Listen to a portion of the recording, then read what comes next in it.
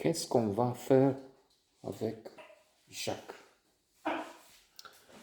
Qu'est-ce qu'on va faire avec Jacques? Indeed, especially considering he doesn't take a shower. There is a scene in which he's told, well, no, I can't. He is a man with special needs. Let's just say that right there. And the title of the movie refers to how do we cope with him? How we move on with this? And it is a challenge. So in this case, he's taken to the bathroom and gently is helped to wash and see that it's not dissolving. It's his fear and anxiety and terror of water and other things is not justified. He can survive it. It's fine. And I was thinking to a phenomenon called hedonic adaptation in psychology, which has a downside. Downside of hedonic adaptation is that we adapt to almost anything.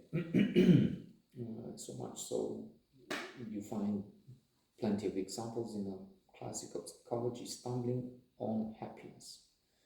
The author, fabulous Daniel Gabler, Harvard professor, looked at the myths of happiness, of what we think makes us happy, which is not what does. So the Californian myth, I would be happy if only I were to live in California or Caribbean or Pacific Island. Once there, we adapt to the good things.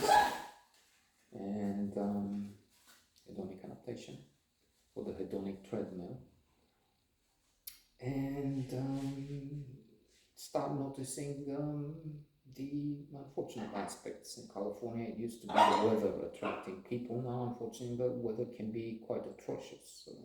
Many wildfires all the time we hear. Drought, so much so that it's been a problem for taking, and it was in the news again this summer. Many places have water use restrictions. In places a few years ago there was a booming business in painting the lawn green because people were not allowed to water it anymore and so on.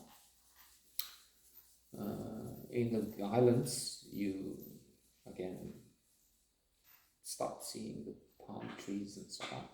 Or you do see them, but you get used to that. And then notice the power cuts, the hugely expensive electricity and others, but what hugely super expensive electricity is the problem in Europe now. Russian invasion in Ukraine and stratospheric price of gas and so on. So there is that we adapt to things, and well, there are some we don't. But the benefit of this phenomenon is that for people with serious conditions. I'm not sure about Jacques. In fact, Jacques has challenges plenty because if you don't take a shower for once, there's a serious problem. And there are more.